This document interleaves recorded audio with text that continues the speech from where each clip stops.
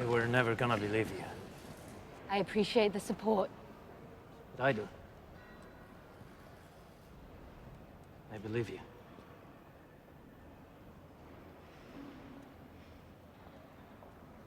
Would like to volunteer. Some of us, most of us, we've all done terrible things on behalf of the rebellion. Spies, saboteurs, assassins.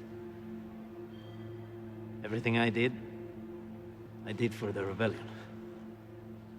And every time I walked away from something I wanted to forget, I told myself it was for a cause that I believed in.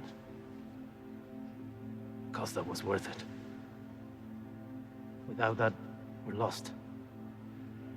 Everything we've done would have been for nothing. I couldn't face myself if I gave up now.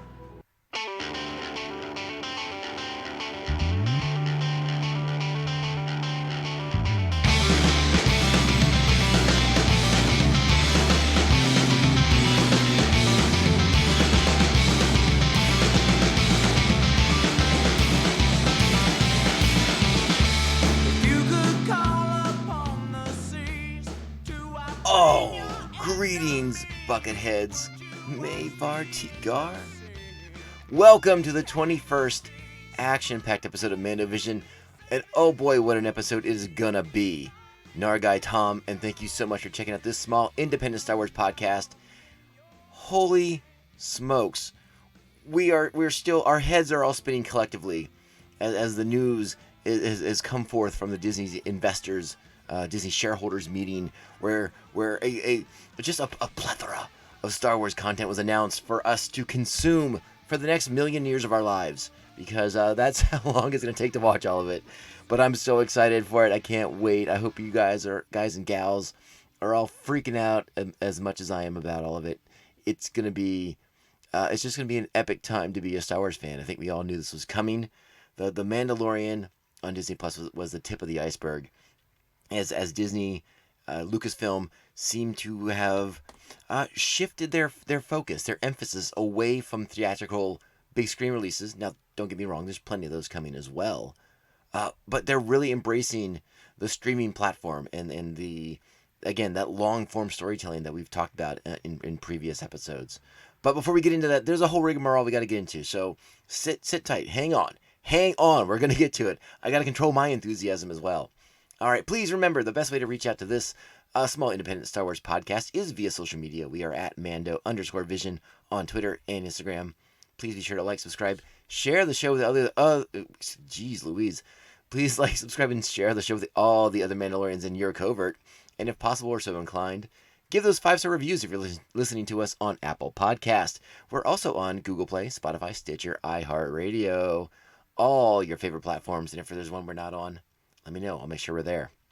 If you also have the time, you're surfing the internet, head on over to our parent website, 3bzine.com, where you can find a link to all the shows of the 3BZ network of podcasts. That includes Beer Night in San Diego, the Tomcast Podcast, my other show, and this fine podcast that you're listening to right now, Mando Vision. You will also find a link to our store envy page that has sweet merchandise for the wonderful holiday season.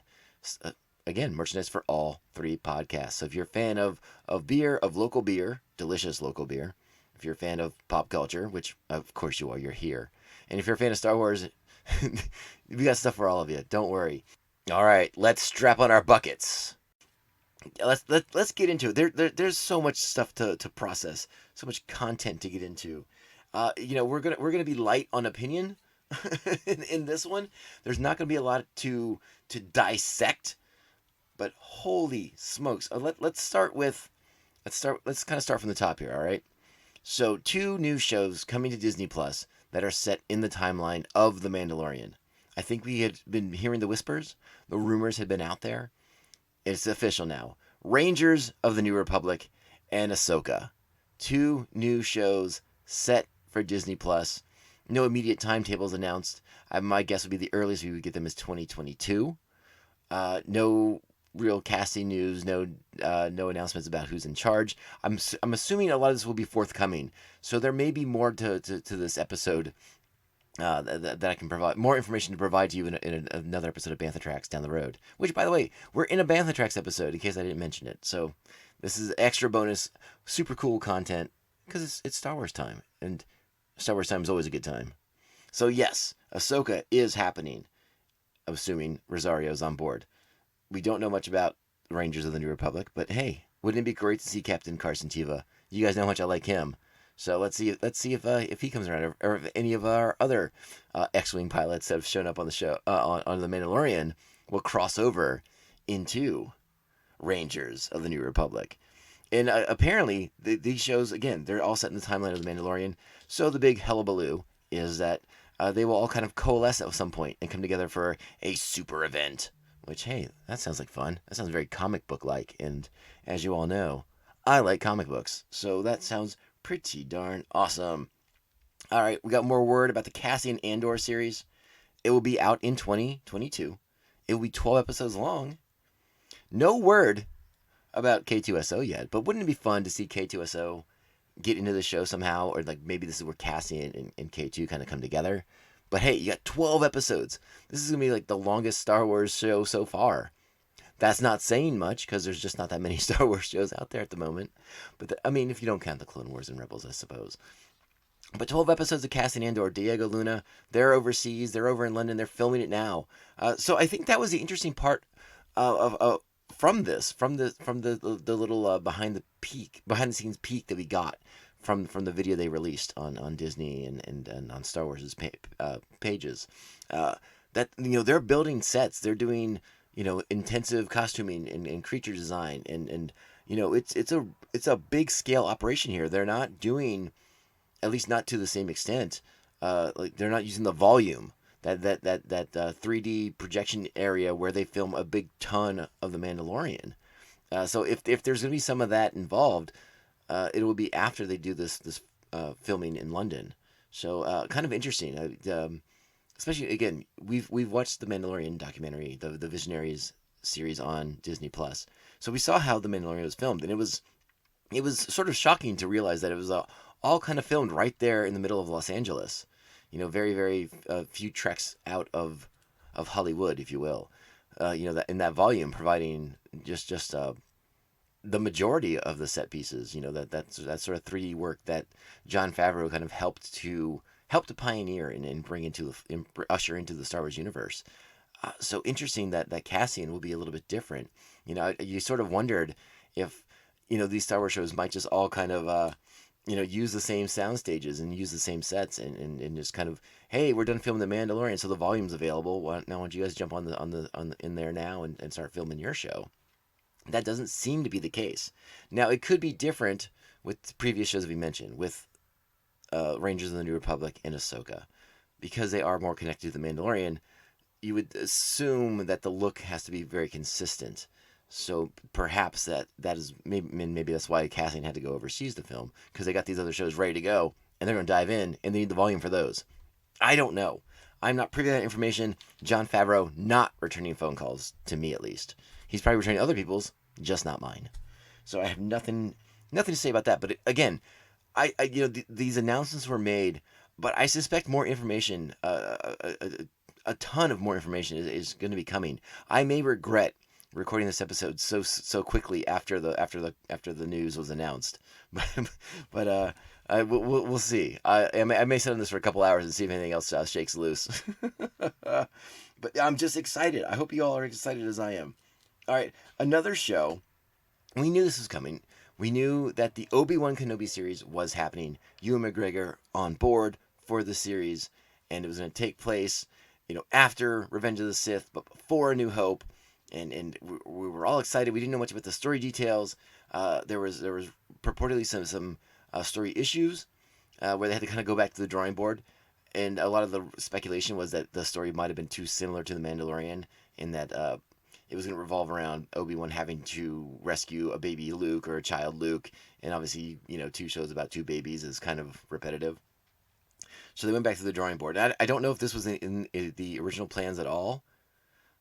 But the big, almost jaw-dropping announcement. Hayden Christensen is back. he would be back in the black armor of the Dark Lord of the Sith himself, Darth Vader. How freaking huge is that news? It's unbelievable. Unbelievable. Hayden Christensen back. And the reaction on Twitter to it was, resounding applause. Much like the death of democracy in Attack of the Clones. It's so surprising to me to see how much fandom has come around on Hayden Christensen. I remember seeing the prequels and there just being so much vitriol and heavy criticism of Hayden Christensen, and to have this reaction from a much more diverse, a much more youth injected fuel base than what Christensen initially had to deal with. It warmed my heart a little bit to see him so deservedly embraced. And listen, I have my qualms with Hayden Christensen's performance as Anakin. Okay, I'm sorry, I just do. But I don't blame the man. He did what he was told to do by George Lucas. If you have a problem with that performance, talk to Mr. Lucas. But it's pretty cool. He's going to get another chance to play Darth Vader, and I'm really excited to see that. And I assume there'll even be some. Maybe we even get some flashbacks to some pre-Vader Clone Wars era Anakin. Who knows? I mean, the pictures I've seen of Christensen pretty recently. I mean, he still looks like Anakin. They do a lot of fun stuff with that digital de-aging. Who knows what they're going to do? A lot of fun stuff going on there. And as I said, it's set, or I didn't quite say it, but it's going to be set 10 years after the events of Revenge of the Sith. So a huge, huge amount of playroom for them to go and have some fun with the Star Wars universe. And man, that's just, like, we just talked about, like, 4 shows, right? That's not even the tip of the iceberg yet. It's not even the tip of the iceberg. There is so much more to talk about. It's crazy. It's crazy. And like I said, I suspect there will be more details that come out after this meeting. Disney and Kathy Kennedy and Lucasfilm will start issuing press statements and press releases, and there may even be some interviews granted lead up to the holidays here. So we may have some more information shortly on this. But man, wow, just wow! Can you believe some of this stuff? Like this one, for instance, Lando Calrissian series. What? Justin Simien sounds to be the showrunner. He's developing the story right now as we speak. Does this mean more Donald Glover? That wasn't mentioned. But I think we all want more Donald Glover. Perhaps they just haven't quite nailed down that contract. But it seems like Donald enjoyed being Lando. Donald Glover is not averse to working on television. Apparently he's hard at work on the next 2 seasons of Atlanta. And supposedly those are the final 2 seasons of Atlanta. So, he may be free in a relatively short amount of time. I have no idea if Atlanta's filming right now because of COVID restrictions and things like that. But there is production going on in the state of Georgia. So perhaps they are hard at work on the next couple of seasons of Atlanta, and he will then be available to reprise his role as the young Lando Calrissian. Or are we getting Billy D? Are we getting like the further adventures of Lando Calrissian post Return of the Jedi, post Rise of Skywalker? Ooh, what show do you want? Do you want them both? I kind of want them both. I want old Lando talking into that recording device when he was like recording his autobiography, and then we flash back to Donald Glover enacting those stories that he's recounting into his little video or audio recorder, his holo recorder, if you will. That's the one I want. Give me both Landos. Give me both Landos. More Lando, more merriment, more fun. Doesn't get better than that, does it? Does it? And we're still talking about shows. We're talking about the Disney Plus stuff, right? This is crazy. They also released a sizzle reel for The Bad Batch, which is the next iteration of the Clone Wars cartoon. This is they were introduced in that final season that was released on Disney Plus last year, or earlier in the year. It's so hard to tell nowadays. It's 2020 is a blur. It's wild. But yeah, it's in that same Clone Wars animation style. We were introduced to the clone troopers of the Bad Batch, and this is like the episodes that's going to bridge the gap. You thought they went right up to Revenge of the Sith. This show seems to take place kind of during the events of Revenge of the Sith, and one of the more interesting pieces of detail in this sizzle reel, looked like there might have been a young Fennec Shand taking shots at our Bad Batch troopers in this episode. Young Fennec Shand, can you believe that? How wild would that one be? Can't wait to see if how that all shakes out. And that's going to be coming. It seems like it's going to be coming darn soon, so sometime next year. It looks fantastic. Another show coming, The Acolyte, a mystery thriller set in the shadows of the dark side in the final days of the High Republic. From producer-director Leslie Headland. And hey, I like shows that are dark and mysterious and have a mystery thriller element to them. Let's get into like some pulpy Star Wars crime fiction, man. I'm all about that. Let's bring it on. That sounds like a really interesting show. And obviously, the big multimedia push from Lucasfilm right now is for their new High Republic books and comics. And let's get into it. Let's go crazy. Let's see more of it. I want to know more details about the show. I'm really intrigued by it. It sounds like it could be a lot of fun. They've also announced some new animation projects. A new Star Wars A Droid Story with a new droid hero who will be guided by R2 and C-3PO, which is pretty darn awesome. I cannot wait for that. They have said there will be a female-centric series in development. This one's curious because I suspect this might have been what a year ago was rumored to be the Cara Dune show. But perhaps Cara Dune's fate has been sealed by Gina Carano's Twitter posts. It's possible that they have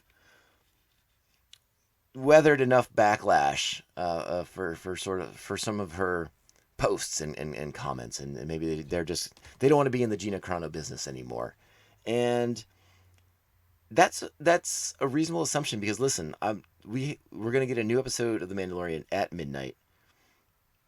One of 2 left for the season. I don't think everyone's making it out of this season alive. They're about to storm an imperial warship or an imperial base, depending on where we find our characters next. This show seems to be building towards a Magnificent Seven-esque finale. And if you're familiar with those films, or Seven Samurai, the original material, not all the heroes make it out of that one. And much like at the end of season 1 of The Mandalorian, IG-11 did not make it out to see another day. So maybe Gina Carano's time in the Star Wars universe is more limited than people wanted to give her credit for. And again, it's an interesting it's an interesting conundrum. At least to me, it's interesting. To say things that enrage a fan base, and a company's reaction to said fan reaction. It's interesting, and perhaps, I mean, hey, listen, we'll see what's going to happen. Maybe they don't want to say it's the Gina Carano show because they don't want us to know that she does survive the final episodes of the season of The Mandalorian. We will find out. There will be more information forthcoming about that. Do not doubt that for a single solitary second. It's also been announced there will be a new feature. It sounded to be a new feature film. Now, you can quote me on that because I did just say it, but it certainly read this way when I saw it on the Twitters. A new feature with Taika Waititi currently in development at Lucasfilm, at Disney. And I think it goes without saying how exciting that must be for all of us to consider and to contemplate. Taika, obviously right now, currently hard at work on the new Thor movie with Chris Hemsworth and Natalie Portman, Star Wars alumni Natalie Portman.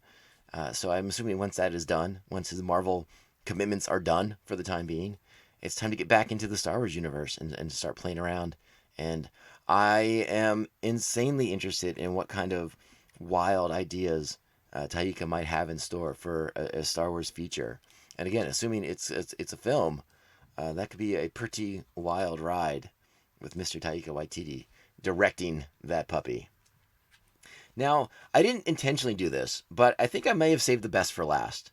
And it's because it's the one that, it probably was the one that brought my heart the closest to exploding when I got to when this came up, and then I watched the video for it, and I got a little emotional. I got a little weepy, and with good reason. And if you are a fan of the Tomcast Popcast, you've heard me sing the praises of this particular director for a long time. Not that I haven't sung the praises of Taika Waititi, by the way. But I'm an ardent fan of Patty Jenkins' work, particularly what she's done with Wonder Woman. My excitement for Wonder Woman 2, or excuse me, Wonder Woman 1984, which will be out this Christmas on HBO Max. But now she's coming to Star Wars, and she is going to direct one of my favorite things about the Star Wars universe. She's directing a feature film of Rogue Squadron, the X-wing pilots of Rogue Squadron, and if you haven't found the video, it's already up on YouTube. So if you don't want to if you don't want to scroll through Twitter to find the video, you can just Google it on YouTube. It's right there. Patty Jenkins Rogue Squadron teaser announcement. It's exciting. It's very personal to Patty, and those books are personal to me. I don't know if you're familiar with the Rogue Squadron books that came out in the 90s, but they were of great importance to me. And then obviously the Rogue Squadron video games, the X-wing video games that were out at the time as well. You became, if you were around here and for all that stuff, you became just enamored. I was not the only person to be enamored with the exploits and the journeys of those characters in the Rogue One books, comics, video games, all of it. I mean, Rogue Squadron had its own thing going on for quite some time. You know, initially the further adventures of Wedge Antilles and crew after Return of the Jedi, as they sort of help form the New Republic, as they sort of root out Imperial remnants that are still causing problems for the new government. It's a lot of fun, a lot of great character stuff in there. It was a real blast of a book and a comic book series to read, and I can only imagine how much fun Patty Jenkins is going to have creating the show and just whipping it all out for us to see, because it seems like she has a real passion for fighter jets because of, well, again, watch the video. She has a connection there. I don't want to say too much in case you want to watch the video, but it's just really, really exciting stuff, and I can't tell you how excited I am for a Rogue Squadron movie to be directed by Patty Jenkins. And it sounds like this will be the next Star Wars movie that we get to see in theaters. Now, it won't be out till 2023, but let's be honest, depending on the way, how the vaccine is rolled out, we may not all be in theaters together until 2023. At the very least, not till the back half of 2022 is what it sounds like. But, who am I to say? Each person it makes their own choices on that situation, and when you're ready to go back to the movie theaters and things like that. But 2023, it's not as far away as it sounds. It's not as far away as it sounds, and I'm really, really stoked for this. I don't have all the words. I don't have the words. But so much really great stuff coming to us as Star Wars fans. We knew this was sort of on the horizon, that there was going to be, there had to be a shift in focus, in emphasis for what Star Wars can be to the fan base, and the streaming world helped change a lot of things, and maybe even as a silver lining to all this COVID pandemic that we've all had to deal with, this immeasurable amount of being at home. Maybe Disney was like, oh, you know what? This is not just about, getting a market share from Netflix. Like, this is a viable way to deliver top-notch quality entertainment to our consumers. And they're like, oh yeah, that Star Wars thing's pretty damn handy. It has a lot of fans, and they seem to like it when we tell better stories. Let's do it over 8 to 10 to 12 episodes. Why not? Why not? And again, bringing in creators like Patty for the Rogue Squadron movie, like Taika for his undeveloped Star Wars project. Just really, really exciting. Really, really exciting stuff. I do have to point out, probably to some people's applause, their ruckus cheers for this. No mention of what was of Rian Johnson's alleged Star Wars trilogy that was supposed to be in development years ago. I think it's probably been 3 years at least since the last time we heard anything about that.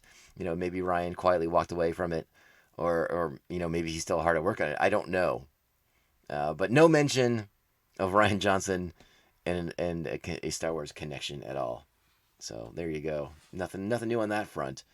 Since we are talking about Star Wars, we should stay in the Lucasfilm family real quick and just mention that, yes, the Willow show is coming to Disney Plus. It will be out in 2022 with a pilot episode directed by John Chu. And Indiana Jones from James Mangold also. Well, I wrote 2022, but I don't think that's right. I think that's supposed to be more for 2023.